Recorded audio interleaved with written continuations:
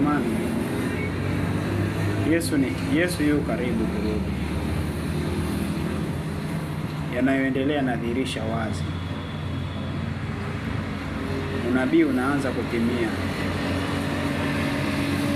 kwa sehemu, unabii unaanza kutimia, japokuwa haujakamilika moja kwa moja, lakini kwa wanaosoma maandiko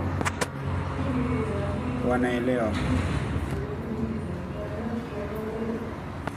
jambo ambalo linaendelea kati ya Marekani na Iran. Hii vita ilikuwa inachukuliwa ni vita ya kawaida, lakini imebeba jambo zito sana na kusudi zito sana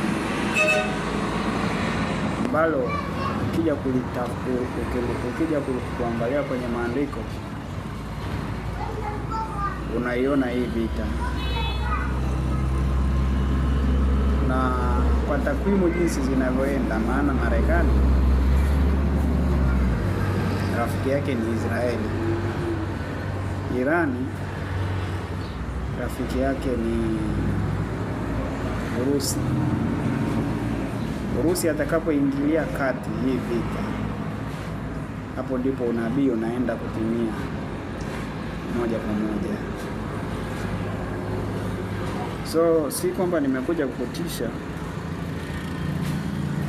hapana, sijaja kukutisha, lakini nakusii wewe uliookoka, endelea kumshika Yesu. Hakikisha kila siku moyoni mwako unakuwa una Yesu. Hakikisha kila siku kwenye moyo wako una Yesu. Usiwe na Yesu wa kuigiza. Saa usiozani kanisa litanyakuliwa. Jiulize, utakuwa mgeni wa nani? Na kaa ukijua kwamba kanisa likinyakuliwa hakutakuwa na neema nyingine ya kuhubiriwa Injili. Hautasikia mtu ambaye anahubiriwa Injili si sehemu fulani, hautasikia. Neema ya Injili ipo sasa. Unapoisikia, kama wewe hujaokoka,